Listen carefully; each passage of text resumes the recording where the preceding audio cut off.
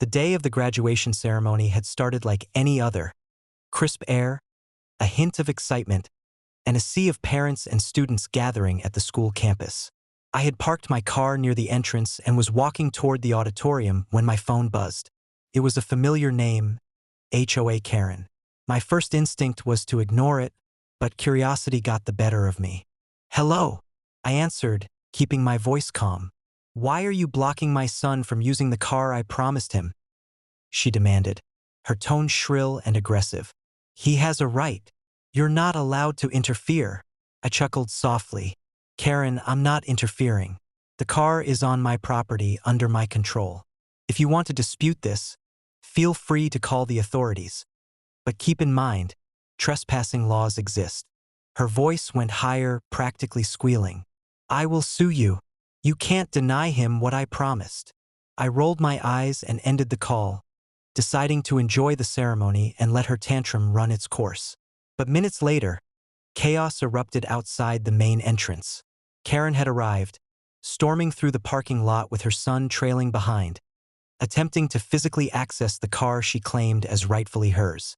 Students and parents stopped to stare, some shaking their heads, some laughing quietly at the absurdity. I walked calmly toward them, hands raised in a peaceful gesture. "Karen, please step back. That car is on my property, and you're causing a scene." But she was relentless. Her son tugged at the door, trying to open it, and Karen shouted, "You promised him this. You have no right." I sighed, realizing diplomacy wouldn't work this time. I reached into my pocket and pressed the button on my car's security system. Instantly, the doors locked, the alarm system activated, and a soft but commanding voice came over the internal intercom. "Access denied. Property protected." Karen's face turned beet red.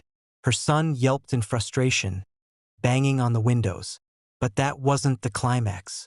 The graduation ceremony had security personnel stationed nearby, who had already witnessed her aggressive behavior. They approached calmly but authoritatively, and Karen tried to argue her case. That's when the 911 call went out, unfortunately for her. I hadn't touched a thing. The concerned parents had already dialed emergency services, reporting a disturbance.